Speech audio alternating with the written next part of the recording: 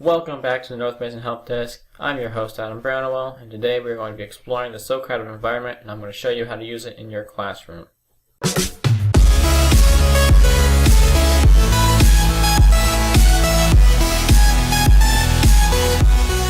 once you've made an account, you will be brought to this page. This is the home page, or the dashboard, and you can't really do anything on here because you need a quiz. So head over to the Manage Quizzes tab and click Create Quiz. Name your quiz whatever and start making some questions for it. An example question would be like a true or false. Just name the question. Here is where you would make an explanation of what the question is going to be. So true or false, and then whatever. And then you click whatever the correct answer is going to be. And then you can leave an explanation underneath that of why that's the correct answer. If you want to, you don't have to. Heading over to the Manage Quizzes tab again, you can see your quizzes under My Quizzes, and here it is, name.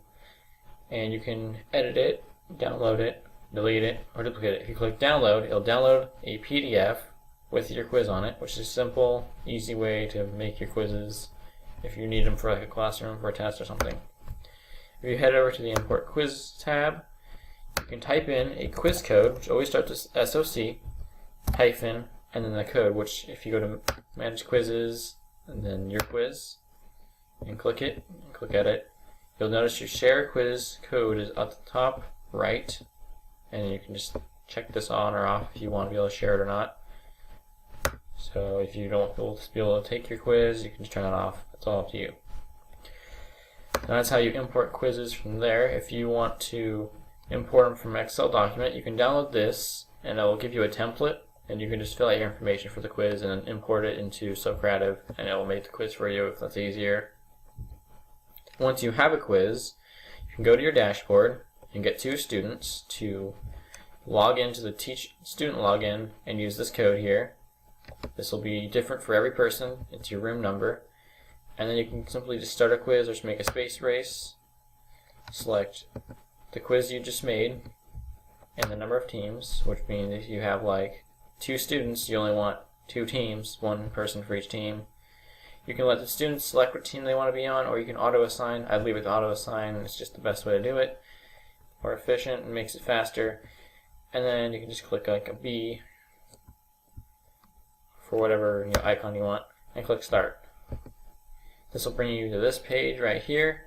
It will wait until your students have logged in, and as they answer the questions in live time, these bars will slowly move up if they get the right answers or not. So here is an example. Here is the student login. This is what it'll look like when they click student under the login, and you'll notice it says room name. So you go over to your room and you take this code here, you give it to your students, they'll type it in, or I'm just going to paste it in, and they'll click join room. And then they'll give a name. So this guy's name is William. Here. And he joins, and he'll be presented this question. And it's true or false, and then whatever you typed in. I already know the answer is true, so I click true, click submit answer, and so it says correct, and there's no explanation because I didn't make one. But you'll notice this bar moved because there was only one question and he got that question right. And if he clicks OK, he's done. And now it's going to wait for the teacher to start a new activity. Or he can just log out and he can ditch your classroom. Either one.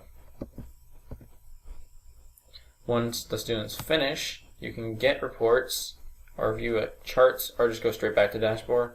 If you get reports, you can download an Excel document which has the students' information, so whatever questions they got right, which questions they got wrong, and you can use this information to see what your students know and what you need to teach them more.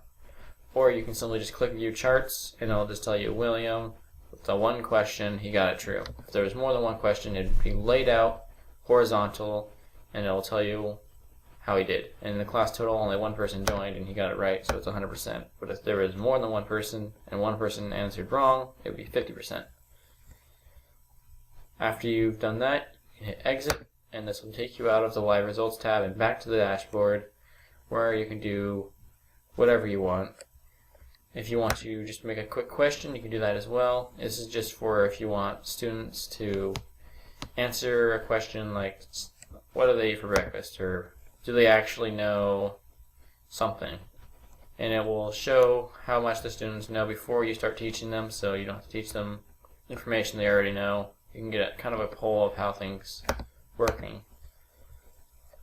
That's about all there is to Socrative. I hope this brief overview has given you the information you need to know and use this in your classroom. If you need more help, you can email me.